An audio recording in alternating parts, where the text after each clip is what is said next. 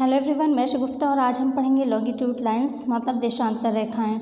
जैसे कि पिछले वीडियो में हमने लैटिट्यूड लाइंस पढ़ी थी जिनसे जलवायु का निर्धारण होता है, और आज हम पढ़ेंगे लॉन्गिट्यूड लाइंस जिनसे समय का निर्धारण होता है। और आज हम देशांतर रेखाओं से रिलेटेड सारी चीज़ें जानेंगे, एक एक पॉइंट, बहुत छोटी से छोटी और बड़ी से बड़ी बात जानेंगे। और आज की वीडियो में हम आपको समय निकालना भी सिखाएंगे कि समय हम किस तरह से निकालते हैं। अगर आप प्रैक्टिस करेंगे तो आप कॉपी पर बिना पेन टच किए भी आप कहीं का भी समय निकाल सकते हैं। तो चलिए वीडियो को स्टार्ट करते हैं। और उससे पहले हमारे चैनल पर नए हैं तो चैनल को सब्सक्राइब कर दीजिए, साथ ही बेल आइकन को प्रेस कर दीजिए। तो चलिए वीडियो स्टार्ट करते हैं। हम पढ़ रहे हैं आज देशांतर रेखाएं मतलब लॉन्गिट्यूड लाइंस। तो सबसे पहले तो हम आपको ये उसके जो कुछ इंपॉर्टेंट नोट्स हैं वो पहले नोट करवा देते हैं, उसके बाद आपको टाइम निकालना सिखाएंगे, क्योंकि अगर आपने ये नोट्स नहीं देखे तो आप टाइम नहीं निकाल पाएंगे। सबसे पहले आपको लॉन्गिट्यूड लाइन से रिलेटेड सारी चीज़ों को अच्छे से समझ लेना है, जान लेना है, आप तभी समय निकाल पाएंगे, नहीं तो आप समय नहीं निकाल पाएंगे।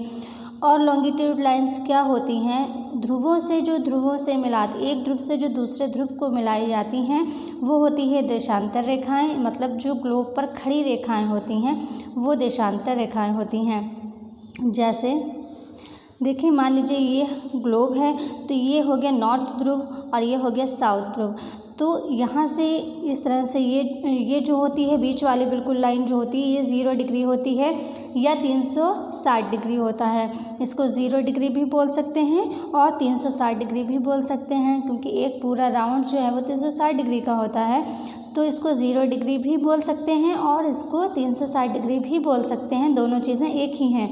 और ये जो ग्लोब पर बीच वाली लाइन होती है इसी को हम ग्रीनविच रेखा भी कहते हैं या प्रधान यामोत्तर रेखा भी कहते हैं, और इसी को 0 डिग्री भी कहते हैं, इसी को 360 डिग्री भी कहते हैं, और इसी को ग्रीनविच रेखा भी कहते हैं, और इसी को प्रधान यामोत्तर रेखा भी कहते हैं। और इसी जो बीच वाली रेखा है इसी से समय का निर्धारण होता है। कहीं के भी समय का निर्धारण इसी बीच वाली रेखा से होता है, क्योंकि GMT अब मान्य हो गया है। GMT मतलब ग्रीनविच मीन्स टाइम जो है वो मान्य हो गया है। और इसी रेखा से, यानी यही तो ग्रीनविच रेखा है जो कि लंदन का एक शहर है ग्रीनविच, वहाँ से होकर गुजरती है। तो इसी ग्रीनविच रेखा से टाइम का निर्धारण होता है। और इसको क्या कहते हैं? 0 डिग्री और 360 डिग्री भी कहते हैं। आप कभी भी 0 डिग्री या 360 डिग्री में बिल्कुल कंफ्यूज ना हो, जो 0 डिग्री है वही 360 डिग्री भी है, क्योंकि पूरा एक जो वृत्त होता है वो 360 डिग्री का होता है। दूसरी चीज़, एक चीज़ आपकी ये क्लियर हो गई कि ये ग्रीनविच रेखा होती है। जैसे कि अक्षांश रेखाओं में जो बीच वाली लाइन होती है विषुवत रेखा होती है या भूमध्य रेखा होती है, लेकिन ये जो खड़ी वाली बीच वाली लाइन होती है ये होती है ग्रीनविच रेखा या 0 डिग्री या 360 डिग्री या फिर प्रधान यामोत्तर रेखा भी इसको कहते हैं। ठीक है। दूसरी चीज़ आप ये जानें कि जो देशांतर रेखाएं होती हैं मतलब लॉन्गिट्यूड लाइंस होती हैं वो एक ध्रुव से दूसरे ध्रुव को मिलाती हैं इस तरह से। ठीक है, मतलब इस तरह से ध्रुव से ध्रुव की ओर आती हैं। और जो अक्षांश रेखाएं थी वो किधर से होती हैं? वो पश्चिम से पूर्व की ओर इस तरह से आती थी। और ये देशांतर रेखाएं जो हैं वो एक ध्रुव से, मतलब एक ध्रुव तो ये हो गया नॉर्थ ध्रुव और ये है साउथ ध्रुव, तो एक ध्रुव से दूसरे ध्रुव को मिलाती हैं। जो खड़ी लाइंस होती हैं ग्लोब पर वो होती हैं लॉन्गिट्यूड लाइंस। और ये जो अक्षांश रेखाएं हैं और देशांतर रेखाएं हैं ये खड़ी वाली, ये दोनों ही काल्पनिक रेखाएं हैं। मतलब आप चाहो तो 1 डिग्री पर खींच दो ये लाइन, चाहो तो 1.5 डिग्री पर खींचो, आपकी मर्जी। काल्पनिक रेखाएं हैं ये, इनका कोई वो नहीं है कि मतलब कोई कुदरती या प्राकृतिक तौर पर ये लाइंस नहीं हैं हमारी पृथ्वी पर। ये सिर्फ जो है समय निकालने के लिए या जलवायु निर्धारण के लिए, बहुत सारी चीज़ों की सुविधा के लिए ये वैज्ञानिकों द्वारा एक बनाई गई लाइंस हैं जिनको काल्पनिक रेखा कहते हैं। तो आपको ये तो पता चल गया कि अक्षांश रेखाएं खड़ी लाइंस को कहते हैं, और जो बीच वाली लाइन है उसको 0 डिग्री या 360 डिग्री या प्रधान यामोत्तर रेखा भी कहते हैं। चलिए आगे बढ़ते हैं। जो इसकी इंपॉर्टेंट नोट्स हैं सबसे पहले तो आप वो समझें, तभी आप समय निकाल पाएंगे। पहला पॉइंट तो इसका वही जो मैंने अभी बताया, पृथ्वी पर काल्पनिक रूप से खींची गई खड़ी लाइन को देशांतर रेखा कहते हैं। इसे मेरेडियन लाइन्स भी कहते हैं, तो इसको ये भी ध्यान रखें कि इसको मेरेडियन लाइन्स भी कहते हैं। नेक्स्ट पॉइंट देखें आप, प्रत्येक देशांतर रेखा उत्तरी ध्रुव से दक्षिणी ध्रुव को स्पर्श करती है। जैसे कि अभी मैंने बताई उत्तरी ध्रुव है और ये दक्षिणी ध्रुव है, यहाँ से ही सब स्पर्श करती हैं इस तरह से। ठीक है, तो ये हो गया। तीसरा पॉइंट देखें, देशांतर रेखाओं की कुल संख्या 360 है। आपको याद होगा अक्षांश रेखाओं की कुल संख्या 181 थी और कुछ लोग 179 मानते हैं, लेकिन देशांतर रेखाओं की कुल संख्या 360 होगी। क्यों होगी 360? कोई भी जब एक गोल चीज़ होती है तो 360 डिग्री की होती है, और जब यहाँ से यहाँ यहाँ चारों तरफ इस तरह से होंगी तो वह 360 हुई, ठीक है, क्योंकि 1 डिग्री पर एक लाइन खींची रहती है। तो देशांतर रेखाओं की कुल संख्या कितनी हो गई? 360। संख्या आपको बहुत अच्छे से ध्यान रखनी है। अक्षांश रेखाओं की 181 है और कुछ लोग इसको 179 मानते हैं, और ऐसा क्यों होता है ये मैंने आपको पिछले वीडियो में बताया हुआ है। और देशांतर रेखाओं की कुल संख्या 360 है, इसमें कोई मतभेद नहीं है। नेक्स्ट देखें, 0 डिग्री लाइन को ही 360 डिग्री लाइन मानते हैं, जैसे कि अभी बताया मैंने, इसलिए लिख दिया है सब कुछ ताकि आप जो है इसको अगर स्क्रीनशॉट लेकर आप नोट्स बनाना चाहें तो आपको कुछ भी मिस ना हो, इसलिए सब कुछ मैंने लिख दिया है इसमें। 0 डिग्री लाइन को ही 360 डिग्री लाइन मानते हैं। फिर नेक्स्ट देखें, दो देशांतर रेखाओं के मध्य सर्वाधिक दूरी जो है वो विषुवत रेखा के पास होती है और ध्रुवों की तरफ जाने पर यह दूरी कम हो जाती है। इसको समझें आप कि विषुवत रेखा पर सबसे अधिक दूरी होती है, ये है विषुवत रेखा। अब कोई भी, ये हो गया नॉर्थ ध्रुव और ये है साउथ ध्रुव। तो अगर हम इस तरह से बनाते हैं ये, तो आप खुद जान जाएंगे। अभी देखें आप, तो ये है विषुवत रेखा। आप देखें किसी भी दो रेखाओं के, मान लीजिए एक रेखा ये है, एक रेखा ये है, तो दोनों रेखाओं के बीच में देखें आप दूरी, सर्वाधिक दूरी कहाँ पर है? यहाँ पर है, यानी ये विषुवत रेखा के पास में सर्वाधिक दूरी है। जैसे जैसे आप ध्रुवों की तरफ बढ़ेंगे, ये देखें ध्रुवों की तरफ कम होती जा रही है। आप देखें यहाँ पर कम है। तो क्या है, दो देशांतर रेखाओं के मध्य सर्वाधिक दूरी कहाँ पर होती है? भूमध्य रेखा के पास होती है, और भूमध्य रेखा को ही विषुवत रेखा कहते हैं। इसके पास सबसे अधिक दूरी होती, और जैसे जैसे ध्रुवों की तरफ बढ़ते हैं वैसे वैसे दूरी कम होती जाती है और बिल्कुल ध्रुव पर जाकर शून्य हो जाती है। ये भी ध्यान रखना है कि बिल्कुल ध्रुव पर जाकर शून्य हो जाती है। नेक्स्ट पॉइंट देखिए, भूमध्य रेखा के पास दो देशांतर रेखाओं के बीच की दूरी 111.32 किलोमीटर होती है। अक्षांश रेखाओं की दूरी कितनी बताई थी? 111, और ये जो देशांतर रेखाएं हैं, मतलब लॉन्गिट्यूड लाइन्स हैं, इनकी जो दूरी होती है, जो इनके बीच की दो रेखाओं के बीच की जो दूरी होती है वो किलोमीटर में कितनी होती है? 111.32 या फिर 34 भी दे सकते हैं, फिलहाल 32 होती है। 111.32 किलोमीटर है। फिर नेक्स्ट देखें, भारत पूर्वी गोलार्ध में स्थित है। ये ध्यान रखना आपको। एक चीज़ आप सोच रहे होंगे कि पिछले वीडियो में बताया था कि भारत उत्तरी गोलार्ध में है, और अभी बताया जा रहा है कि भारत पूर्वी गोलार्ध में है। देखें, ये अक्षांश रेखा है, ये हो गया उत्तरी गोलार्ध। उत्तरी गोलार्ध में भारत है, बिल्कुल उत्तरी गोलार्ध में भारत है। यहाँ पर है कि पूर्वी गोलार्ध में। अब हम जब अक्षांश रेखाओं को पढ़ेंगे, तो जब हम अक्षांश रेखाओं को पढ़ेंगे तो देखिए आप, ये हो गई अक्षांश रेखा और ये है उत्तरी ध्रुव, ठीक है, ऊपर वाला होता है उत्तरी ध्रुव। तो उत्तरी ध्रुव में भारत है, और अगर हम इसको देशांतर रेखाओं में बांटें तो ये हो गया पूर्वी ध्रुव, तो हमारा भारत यहाँ पर है, ठीक है। अगर देशांतर रेखाओं के हिसाब से देखें तो पूर्वी गोलार्ध में है, अक्षांश रेखाओं के हिसाब से देखें तो उत्तरी गोलार्ध में है। मतलब उत्तरी और पूर्वी गोलार्ध जो वो है, ये कोण जो बनता है, ये यहाँ पर भारत है, ठीक है। तो अगर अक्षांश रेखाओं में पूछा जाएगा तो उत्तरी गोलार्ध में भारत है, और अगर देशांतर रेखाओं के माध्यम से पूछा जा रहा है तो पूर्वी गोलार्ध में भारत स्थित है। अभी आप ये चीज़ें आपके लिए पढ़ना बहुत ज़रूरी, क्योंकि टाइम आपको निकालना है, और टाइम आप तभी निकाल पाएंगे जब आप इन छोटी छोटी चीज़ों को सीख लेंगे। अभी बस 2-4 ही और बचे हैं, अभी फिर चलते हैं अपने, देखते हैं समय किस तरह से निकालते हैं। फिर नेक्स्ट देखें, देशांतर रेखाओं के समय का निर्धारण होता है, जबकि अक्षांश रेखाओं से जलवायु का होता है। पिछले वीडियो में भी आपको ये चीज़ अच्छे से समझाई हुई है कि अक्षांश रेखाओं से जलवायु का निर्धारण होता है और देशांतर रेखाओं से समय का निर्धारण होता है। कभी भी समय अक्षांश रेखाओं में नहीं पूछा जाएगा, कभी भी समय जो है अक्षांश में नहीं पूछा जाएगा। अक्षांश रेखाओं से जलवायु का निर्धारण होता है, और समय निकालने के लिए जब भी आपको दिया जाएगा तो आपको 2 देशांतर रेखाएं ज़रूर दी होंगी, तभी आप समय निकाल पाएंगे। और अगर अक्षांश रेखाएं आपको नहीं दी हैं तो उन दोनों के बीच का अंतर ज़रूर दिया होगा। मान लीजिए कोई भी 2 देशांतर रेखाओं के बीच का उन्होंने अंतर दे दिया, किलोमीटर में दे दिया या फिर किसी भी उसमें दे दिया, डिग्री में दे दिया, तो उनका अंतर दे देंगे कि वहाँ पर क्या टाइम हो रहा होगा। तो आपको या तो अंतर देंगे या 2 देशांतर रेखाएं ज़रूर देंगे, तभी आप समय निकाल पाएंगे। अक्षांश रेखाएं कभी नहीं देंगे, ये चीज़ ध्यान रखिए। 0 डिग्री लाइन को समय रेखा मानते हैं, ठीक है। 0 डिग्री जो है, जो जैसे कि अभी बताया जो होता है ये बीच वाली, ये 0 डिग्री होती है बीच वाली लाइन। तो 0 डिग्री लाइन को समय रेखा मानते हैं, जिसे ग्रीनविच या प्रधान या उत्तर रेखा कहते हैं। यहीं से समय का निर्धारण होता है। ये रेखा लंदन के ग्रीनविच से गुजरती है। ये चीज़ भी आपको समझा दी है।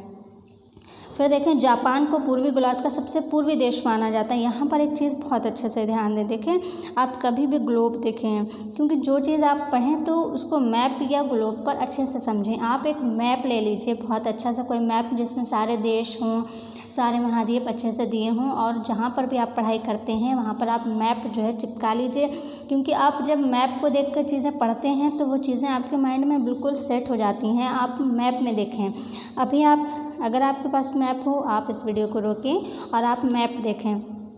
जो आप देखें कि ग्लोब है, ग्लोब देखें आप या फिर मैप देख लें, जो भी मैप होता है, तो आप चाहे मैप देख लें चाहे ग्लोब देखें, तो सबसे पूर्व किधर है? पूर्व इधर होता है ना, ये होता है पश्चिम, ठीक है, ये होता है उत्तर और ये होता है दक्षिण। तो जो पूर्व है, तो जापान को अगर देखें हम तो ये सबसे पूर्व में नज़र आता है जापान।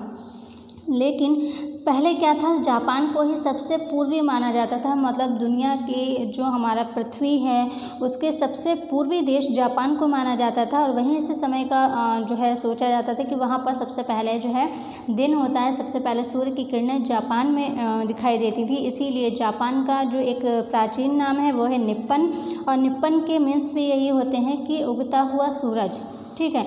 और जापान का जो आप झंडा देखें तो उसमें भी उसका यही चिन्ह है। जापान को उगते सूरज का देश भी कहा जाता था। क्यों इसीलिए कहा जाता था क्योंकि जापान जो है वो बिल्कुल यहाँ पर है, मतलब पृथ्वी के बिल्कुल सबसे लास्ट का जो पूर्वी देश है वो है जापान, और वहीं सबसे पहले सूर्य की किरणें दिखाई देती थी। लेकिन जब से टाइम का जो है GMT माना गया है, जब से मतलब ग्रीनविच से जब से टाइम का निर्धारण किया जाने लगा है, तब से न्यूजीलैंड को माना जाता है कि न्यूजीलैंड सबसे पूर्वी हिस्सा है, क्योंकि पहले न्यूजीलैंड अस्तित्व में नहीं था। आपको मैं महाद्वीप वाले वीडियो में सब बता चुकी हूँ कि न्यूजीलैंड पहले अस्तित्व में नहीं था। न्यूजीलैंड जो एक 8वां जो महाद्वीप खोजा है वैज्ञानिकों ने, 7 महाद्वीप हैं, आपको पता है 7 महाद्वीप हैं। वैज्ञानिकों ने एक 8वां महाद्वीप ढूंढा है, खोज की है, जिसको जीलैंडिया कहते हैं। और जो जीलैंडिया है वो लगभग पूरी तरह से पानी में डूबा हुआ महाद्वीप है। उसका कुछ हिस्सा मात्र कुछ परसेंट जो है 2-4% जो है वो ऊपर है, वही है क्या, न्यूजीलैंड। तो न्यूजीलैंड पहले नहीं था। इसकी 8वें महाद्वीप की खोज वैज्ञानिकों ने की, जिसको जीलैंडिया कहा गया, और वही क्या है, न्यूजीलैंड है। तो न्यूजीलैंड अब कहाँ पर है? बिल्कुल यहाँ पर है, मतलब ये है जापान और ये है न्यूजीलैंड। तो है बिल्कुल, लेकिन थोड़ा सा न्यूजीलैंड जो है इस साइड में है, मतलब पूर्व की ओर और हटा हुआ है न्यूजीलैंड। तो अब सबसे लास्ट में क्या माना जाता है? न्यूजीलैंड माना जाता है। यानी आपके अगर एग्जाम्स में आज जापान या न्यूजीलैंड दोनों दिए हैं तो आप न्यूजीलैंड को करें, और नहीं तो अगर जापान दिया है तो आप जापान करें, क्योंकि अभी भी जापान ही देते हैं। कई भी एग्ज़ाम्स में ऐसा पूछते हैं तो न्यूजीलैंड नहीं देते हैं, जापान ही देते हैं, क्योंकि न्यूजीलैंड वो एक जो 8वां महाद्वीप है वो पूरी तरह से जल में डूबा हुआ महाद्वीप है, और न्यूजीलैंड कुछ हिस्सा जो उस महाद्वीप का है वो कुछ हिस्सा ही ऊपर है, वही न्यूजीलैंड है। तो अभी भी कुछ एग्ज़ाम्स में जापान को ही देते हैं, लेकिन अगर आप दोनों दिए हैं ऑप्शन में तब आप न्यूजीलैंड करें, क्योंकि जापान और न्यूजीलैंड दोनों के टाइम में 4 घंटे का अंतर है। इसका मतलब बहुत काफ़ी अंतर है, और यहाँ पर अगर दोनों दिए हैं तो हम तो न्यूजीलैंड को ही मानेंगे, क्योंकि सबसे पहले जब अगर न्यूजीलैंड में सुबह 6 बजे होगी तब वहाँ रात के 2 बज रहे होते हैं। जापान में 4 घंटे का फ़र्क है, वहाँ पे 4 घंटे का अंतर बहुत बड़ा होता है। तो इसीलिए न्यूजीलैंड सबसे पूर्वी देश है, क्योंकि एक एक चीज़ को आपको बहुत डिटेल में समझना होगा, आप टाइम तभी निकाल पाएंगे। आप ये ना सोचें कि कुछ भी वेस्ट बताया जा रहा है। जापान को पूर्वी गोलार्ध का सबसे पूर्वी देश माना जाता है या था। जापान का पुराना नाम निप्पन है। निप्पन का अर्थ भी अभी मैंने बताया आपको कि उगते सूरज का देश। लेकिन सभी देशों ने GMT मतलब ग्रीनविच मीन टाइम जो है उसको मान्यता दे दी है। ऐसे में सूर्योदय सबसे पहले न्यूजीलैंड में होता है। और यहाँ पर ये चीज़ भी नोट कर लें आप कि जापान और न्यूजीलैंड के टाइम में 4 घंटे का अंतर है। ठीक है, 4 घंटे का अंतर है। ये जो न्यूजीलैंड है ये +13 है GMT, है ना, GMT +13 है, और जापान है GMT +9। प्लस क्यों है? क्योंकि ये ईस्ट की तरफ है इसलिए प्लस है। जो चीज़ें वेस्ट की तरफ होंगी तो वो माइनस होंगी। ये भी अभी मैं आपको रूल बताऊँगी आगे। फिर देखिए नेक्स्ट, पृथ्वी को 360 डिग्री घूमने में 24 घंटे का समय लगता है। यहाँ से चीज़ें आप अच्छे से समझें, ये चीज़ें आपके लिए समझना बहुत ज़रूरी है। पृथ्वी को 360 डिग्री, यानी कोई भी गोल चीज़ 360 डिग्री घूमती है, ठीक है, 360 डिग्री की होती है। तो पृथ्वी को 360 डिग्री घूमने में पूरे 24 घंटे का समय लगता है, यानी एक पूरे दिन में पृथ्वी एक चक्कर लगाती है तो 24 घंटे का समय लगता है। इसलिए 1 डिग्री की दूरी तय करने में 4 मिनट का समय लगेगा। कैसे? आप 360 को और 24 को जो है डिवाइड करें। आप 360 को 24 से आप काटेंगे तब आपको 4 मिलेंगे। आप करके देखें, वीडियो को रोककर आप करके देखें। तो पृथ्वी को 360 डिग्री घूमने में 24 घंटे का समय लगता है, तो 1 डिग्री घूमने में कितना समय लगेगा? 360 डिग्री घूमने में 24 घंटे लगे तो 1 डिग्री घूमने में कितना समय लगेगा? 4 मिनट लगेंगे। 360 को 24 से कट करें, डिवाइड करें, 4 मिनट हमें मिलेंगे। तो यहाँ पर आप नोट कर लीजिए 1 डिग्री बराबर 4 मिनट। 1 डिग्री बराबर 4 मिनट, ये चीज़ आप नोट कर लें अच्छे से, ये आपके काम आने वाली है अभी। फिर देखें, पृथ्वी पश्चिम से पूर्व की ओर घूमती है। कुछ लोगों को ये होता है कि सूरज तो पूरब से निकलता है तो पूरब से घूमती होगी। नहीं, पृथ्वी पश्चिम से पूर्व घूमेगी तभी तो सूरज हमको पूरब में उगता दिखाई देगा। आप अभी एक मोबाइल की टॉर्च ऑन कीजिए और एक आप उसके सामने एक बॉल रखिए, आप उसके ऊपर पॉइंट से कुछ देशों के नाम लिख दीजिए या पॉइंट रख दीजिए और आप उसको पश्चिम से पूर्व घुमाइए, तभी आप देख पाएंगे कि सबसे पहले कहाँ होगा। जहाँ पर आप जापान लिखेंगे या न्यूजीलैंड लिखेंगे वहाँ पर सबसे पहले रोशनी आएगी, मतलब सूरज वहाँ पर आएगा। उसके बाद ये जो कोरिया है, उत्तर कोरिया, दक्षिण कोरिया और ये उसके बाद कंबोडिया वगैरह, यहाँ पर आपके जो है सूरज निकलता है। उसके बाद धीरे धीरे आगे बढ़ते बढ़ते भारत जब स्टार्ट होता है तो वहाँ पे अरुणाचल प्रदेश में, पश्चिम बंगाल में यहाँ पर सुबह होती है। सबसे बाद में कहाँ सुबह होती है? गुजरात में होती है, भारत में। ऐसे धीरे धीरे करते करते जब हमारी पृथ्वी बिल्कुल 360 डिग्री घूम जाती है तो सबसे बाद में सुबह कहाँ पर होती है? सबसे बाद में सूर्योदय कहाँ होता है? ये जो कनाडा है, कनाडा से भी पश्चिम अगर जाएंगे तो यूनाइटेड स्टेट्स पड़ता है। आप मैप में देखें, कनाडा से भी पश्चिम में यूनाइटेड स्टेट्स पड़ता है। तो ये पश्चिमी देश हैं, कनाडा और ये यूनाइटेड स्टेट्स। तो सबसे लास्ट में, जो सबसे लास्ट का, जैसे इधर सबसे पूर्वी न्यूजीलैंड और जापान को माना जाता है, तो मैप में आप देखें, मैप उठा करके, तो सबसे पश्चिमी, जो सबसे पश्चिम का देश है वो है यूनाइटेड स्टेट्स, ठीक है। कनाडा या यूनाइटेड स्टेट्स जो है ये पश्चिम में, तो सबसे बाद में वहाँ पर सुबह होगी, ठीक है। तो पृथ्वी जो है वो पश्चिम से पूर्व की ओर घूमती है, इसलिए पूर्व का समय आगे होता है। अभी जैसे कि मैंने बताया, न्यूजीलैंड का टाइम GMT +13 है और जापान का GMT +9 है, 9 है। तो प्लस क्यों है? क्योंकि वो आगे रहता है पूर्व का समय। देखें यहाँ पे पूर्व का समय आगे है, अब जो आगे है तो वो प्लस है और जो पीछे है तो माइनस है, ठीक। इतना चीज़ क्लियर है कि पृथ्वी पश्चिम से पूर्व की ओर घूमती है, इसलिए पूर्व का समय आगे और पश्चिम का समय पीछे रहता है। ये चीज़ आपको सवाल लगाने में बहुत हेल्प करेगी, समय निकालने में बहुत हेल्प करेगी, इसको ध्यान रखना है। नेक्स्ट देखें, 180 डिग्री देशांतर रेखा को अंतर्राष्ट्रीय तिथि रेखा कहते हैं। यहाँ पर समझे 180 डिग्री क्या हुआ? ये है हमारी पृथ्वी और ये हो गया हमारा 360 डिग्री। 360 डिग्री को जब हम आधा आधा करें तो क्या होता है? 180 इधर हो गया और 180 क्या है? इधर हो गया। तो ये 180 डिग्री जो है, ये डिग्री देशांतर रेखा को अंतर्राष्ट्रीय तिथि रेखा कहते हैं। भारत का प्रमाणिक समय जो है, अगर भारत की बात करें तो भारत का प्रमाणिक समय 82.5 पूर्वी देशांतर प्रयागराज से लिया गया है। पूर्वी देशांतर, आप यहाँ पर ध्यान रखें। ये तो हो गई क्या कहते हैं, ग्रीनविच रेखा, और पूर्व किधर है? तो इधर पूर्व है, और ये हो गई सारी पूर्व की देशांतर रेखाएं। और जो इसके ऊपर यहाँ से 1 डिग्री से स्टार्ट होती है, 1 डिग्री, 2 डिग्री, 3 डिग्री, इस तरह से जो 82 नंबर पर आएगी, फिर उसके बाद 82.5 डिग्री पर जो लाइन है तो वहाँ पर प्रयागराज पड़ता है। और 82.5 डिग्री पूर्वी देशांतर है ना, क्योंकि इधर साइड में पूर्व है, तो पूर्वी देशांतर जहाँ पे प्रयागराज पड़ता है वहाँ से भारत का प्रमाणिक समय लिया गया है। इतनी चीज़ें आपकी क्लियर हो गई और इतना आपको रट लेना है बिल्कुल, चलिए अब देखते हैं कि हम समय किस तरह से निकालते हैं। समय निकालने के लिए आप 3 चीज़ें रट लें बिल्कुल। सबसे पहले 1 डिग्री बराबर 4 मिनट।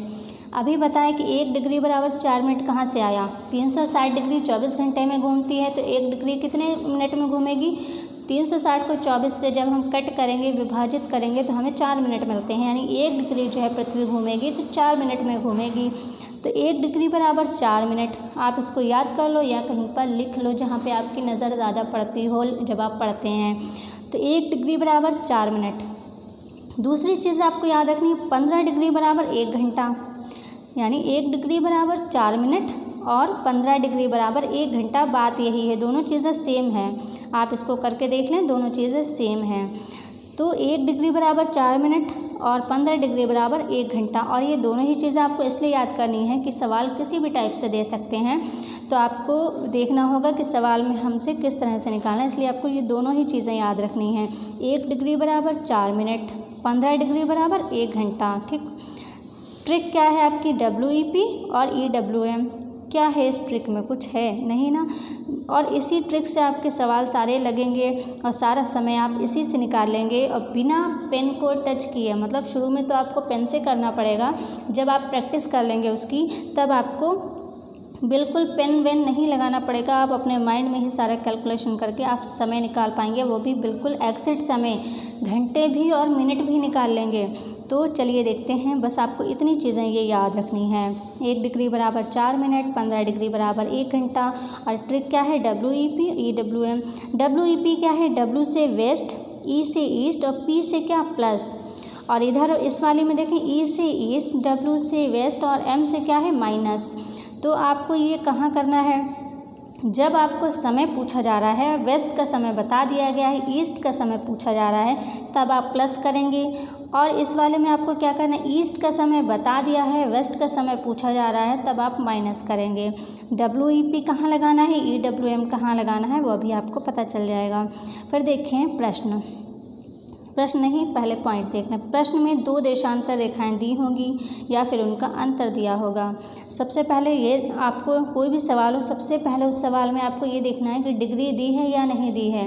डिग्री देने का मतलब कि अगर डिग्री दी है, समझ लीजिए वो 2 देशांतर रेखाएं उन्होंने दी हैं। आपको डिग्री पर बहुत ध्यान देना है कि सवाल में डिग्री दोनों ही चीज़ों में दी है, दोनों ही कंडीशन में डिग्री दी है या नहीं दी है, आपको ये याद रखना। और दूसरी चीज़ आपको ये याद रखना है कि दोनों ही मतलब जो चीज़ें बताई हैं उनमें दोनों में ईस्ट ईस्ट है या फिर ईस्ट वेस्ट है या फिर वेस्ट वेस्ट है या फिर वेस्ट ईस्ट है। मतलब 4 कंडीशन आती हैं, उन चारों को आपको याद रखना, ध्यान देना है कि या फिर, क्योंकि एक चीज़ का समय बता दिया जाता है, दूसरी का पूछा जाता है। तो दोनों चीज़ें आपकी ईस्ट ईस्ट में दी हैं या वेस्ट वेस्ट में दी हैं या फिर ईस्ट वेस्ट में दी हैं या फिर वेस्ट ईस्ट में दी हैं। ये 4 कंडीशंस होती हैं, वो आपको ध्यान देना है। तो 2 चीज़ें आपको बस देखना है, डिग्री दी है या नहीं दी है। और अगर डिग्री दी है तो आपको फिर ये देखना है कि दोनों ही ईस्ट ईस्ट हैं या फिर वेस्ट वेस्ट हैं। इस तरह से जो मैंने अभी 4 कंडीशन बताई वो देखना है आपको, बस और कुछ भी नहीं है। और आपकी ये यहाँ पर लिख भी दिया है मैंने, तो आपकी east east, west west, east west और वेस्ट ईस्ट। ठीक है, 4 चीज़ें आपको ध्यान रखनी है। चलो प्रश्न देखते हैं। पहला प्रश्न क्या है, मतलब मैंने पूरा प्रश्न नहीं लिखा है यहाँ पर, शॉर्ट में लिख दिया है। आप पूरा प्रश्न इसको बना करके लिख सकते हैं, शॉर्ट में लिख लिया है। ठीक है, ए बराबर 60 डिग्री ईस्ट है, यानी ए नाम का कोई लड़का है, वो 60 डिग्री खड़ा है ईस्ट में।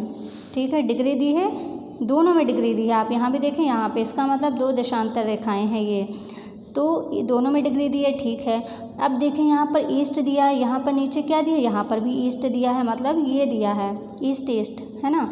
तो अब देखें यहाँ पर सवाल क्या है, ए नाम का कोई भी लड़का या लड़की 60 डिग्री ईस्ट में खड़ा है और वहाँ पर सुबह के 7 बज रहे हैं, और बी नाम का लड़का 90 डिग्री ईस्ट में खड़ा है, तो वहाँ पर उसी समय क्या टाइम हो रहा होगा, क्या समय हो रहा होगा, ये आपको समय निकालना है। 90 डिग्री ईस्ट का समय निकालना है और 60 डिग्री ईस्ट का समय बता दिया है, 7 बजा है, और 90 डिग्री ईस्ट का आपको समय निकालना है। तो आपको क्या करना है, कुछ नहीं है, बहुत ज़्यादा सिंपल है। इसमें आपको दोनों डिग्रियाँ देखनी हैं, दोनों डिग्रियाँ दी हैं आपकी, और ईस्ट ईस्ट भी दिया है। तो जब ईस्ट ईस्ट दिया है तो आपको क्या करना है, ये चीज़ ईस्ट ईस्ट के लिए है जो मैं अभी बताने जा रही हूँ, बाकी किसी चीज़ के लिए नहीं है, केवल ईस्ट ईस्ट के लिए। जब आपका दोनों चीज़ें डिग्री में दी हों दोनों जगह ईस्ट ईस्ट दिया हो तब आपको माइनस कर देना है। किसको माइनस करना है? 60 और 90, 90 को माइनस कर देंगे 60, कितना आया? 90 को अगर 60 निकाल दें कितना आया? 30, क्या आया? ये 30 डिग्री आया। 90 को माइनस किया 60 में क्या आया? 30 डिग्री आया। अब क्या करना है हमें? 15 डिग्री बराबर 1 घंटा हमने बताया था ना आपको, 15 डिग्री बराबर 1 घंटा, तो यहाँ पर आया है 30 डिग्री। ये क्या है? 30, यहाँ पर ऐसे देखें 30 डिग्री है, तो 30 डिग्री बराबर कितना हुआ? 15 डिग्री बराबर 1 घंटा, तो 30 डिग्री बराबर 2 घंटे हुए, है ना। 15 के दूने होते हैं ना 30, 15 दूना 30, तो 15 डिग्री बराबर 1 घंटा, तो 30 डिग्री बराबर 2 घंटा। बिल्कुल कॉमन सी बात है, इतना तो पता होगा। 15 डिग्री बराबर 1 घंटा, तो 15 दूना 30, इधर दूना आ रहा तो इधर भी दूना कर दीजिए। 15 दूना 30, 1 दूना 2, है ना। तो 15 डिग्री में 1 घंटा होता है, तो 30 डिग्री में कितने घंटे आ गए? 2 घंटे। बस सवाल लग गया, कुछ है क्या इसमें? यहाँ पर 7 बजे हैं, तो यहाँ पर 2 घंटे आगे का समय होगा। क्यों आगे का होगा? क्योंकि यहाँ पर ईस्ट है, मैंने बताया ना, ईस्ट यानी पूर्व में जाते हैं तो समय प्लस होता है और पश्चिम में जाते हैं तो माइनस होता है। अभी आप यहाँ पर देखें कि सवाल जो है ये दोनों ही पूर्व में ही दिए हैं। अब आप इसको इसमें समझें। पहले तो आंसर क्या आया आपका? 2 घंटे आया था ना, तो 7 से में 2 घंटे कर देने हैं, मतलब 8 और 9, मतलब यहाँ पर आपके क्या बजे हैं? 9। ये आपका आंसर हो गया, ठीक है। ए बराबर 60 डिग्री ईस्ट में 7 बजे हैं, तो बी बराबर 90 डिग्री ईस्ट में कितना बजा होगा? 9 बजा होगा। अब आपको यहाँ से समझना है ये चीज़, यही सवाल आपको यहाँ समझना है। ये है आपका, इधर क्या है? पूर्व, और इधर है पश्चिम। लेकिन आपका ये रूल कौन सा लगा आपका? ये लगा आपका रूल WEP, ठीक है। WE अभी देखेंगे आप यहाँ पर, ये देखें और ये देखें आप। तो मान लीजिए ये इसमें 60 डिग्री दिया हुआ है, 60 डिग्री दिया है ये वाली लाइन, और ये वाली लाइन आपकी दी है 90 डिग्री, है ना। ये 60 डिग्री 90 डिग्री, 60 डिग्री का आपको बता दिया है, इसका आपको बता दिया है, इसका पूछा गया है 90 डिग्री का, इसका बता दिया गया है आपको। तो आप देखें ये पश्चिम है, वैसे तो पश्चिम ये हुआ, लेकिन आप इस डायरेक्शन में देखें अगर, तो पश्चिम ये है, पूर्व ये है। कोई भी चीज़ हमारे सीधे हाथ की तरफ पूर्व है ना, और इधर पश्चिम है, तो इस हिसाब से ये पश्चिम हो गई। वैसे तो पश्चिमी गोलार्ध ये है। फिर से देखें आप, ये आपका ग्रीनविच रेखा है, ये 60 डिग्री की लाइन हो गई, ये 90 डिग्री की हो गई। 60 डिग्री का आपको बता दिया गया है और 90 डिग्री का पूछा गया है। तो जब हमारे पास 2 डायरेक्शन इधर हैं, तो इस हिसाब से तो ये वाली पश्चिमी हुई, वैसे पश्चिमी गोलार्ध ये है।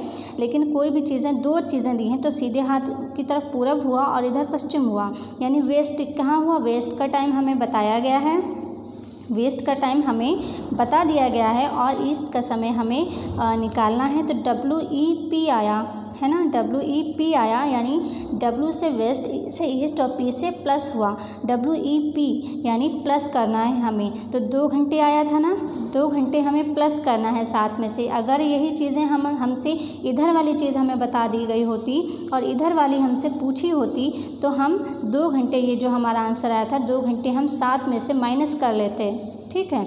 तो यहाँ पर क्योंकि उसका वेस्ट का बता दिया गया था और हमें ईस्ट में जाना था, वेस्ट से हमें ईस्ट में जाना था, इसलिए हमने यहाँ पर प्लस किया।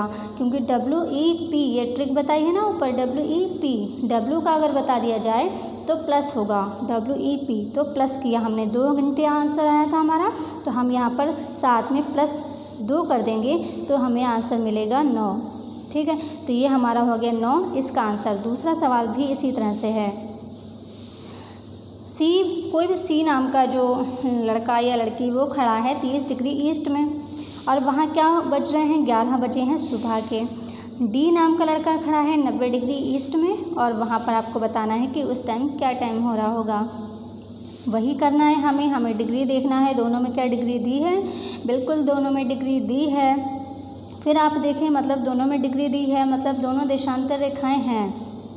फिर आप देखें क्या दोनों ईस्ट ईस्ट हैं या ईस्ट वेस्ट हैं या वेस्ट वेस्ट क्या है, ठीक है। जो 4 कंडीशन आपको बताएं, तो यहाँ पर दोनों ही ईस्ट ईस्ट हैं, ठीक है, यहाँ पर दोनों ही ईस्ट ईस्ट हैं। जैसे कि आपने पिछला सवाल किया बिल्कुल सेम वैसे ही करना। आपको 2 इसलिए दिए ताकि आप 2 सवालों में जब आप करेंगे तो आप अच्छी तरह से समझ जाएंगे।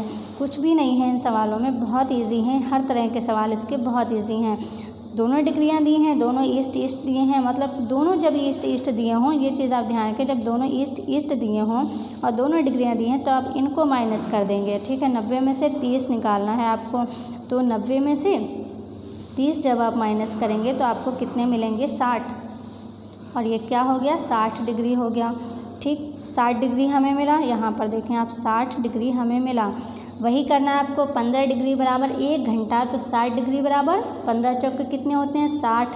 तो 1 चक्कू 4 है ना, तो 15 डिग्री बराबर 1 घंटा होता है। तो 60 कहाँ पर आते हैं? 15 को जब हम 4 बार पढ़ेंगे तब 60 आएंगे। और 15 डिग्री बराबर 1 घंटा, तो हम 1 घंटे को भी 4 बार ले जाएंगे, यानी कि 4 घंटे हमें मिले। 4 घंटे ये हमारा क्या आया? आंसर आया। अभी हमें आंसर नहीं पता चला कि हमें प्लस करना है या माइनस करना है। तो हमारा कितना आया? 4 घंटा आया। अब हमें ये देखना है कि हमें 4 घंटा प्लस करना है या 4 घंटा क्या करना है? माइनस करना है। तो वही आपको इस तरह से ग्लोब बनाना है। बार बार आपको ग्लोब बनाना नहीं है, अपने माइंड में कर लेना है।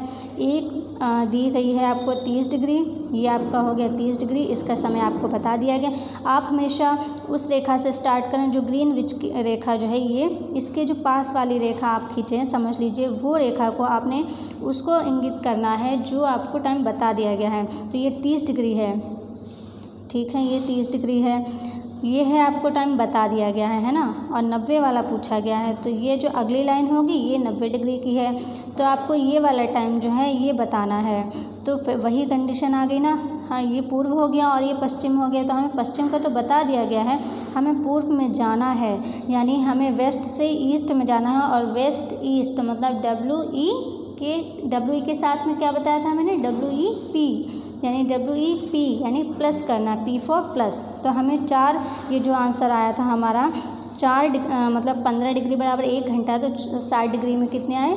4 घंटे। तो 4 घंटे हमें 11 जो बजा है उसमें हमें 4 जो है जोड़ देना है। 4 घंटे हमें जोड़ देना है। तो 11 AM हुआ है, 12 13 1 2 और कितना आया? 3 आया यहाँ पर। ठीक है, 11 है ना, 12 1 2 3, 4 हमें जोड़ना है ना। तो यहाँ पर हमारे आंसर क्या आ गया? 3। यहाँ पर क्या बजा होगा? 3 PM। ठीक है, 3 PM। और ये हो गया हमारा आंसर, है ना।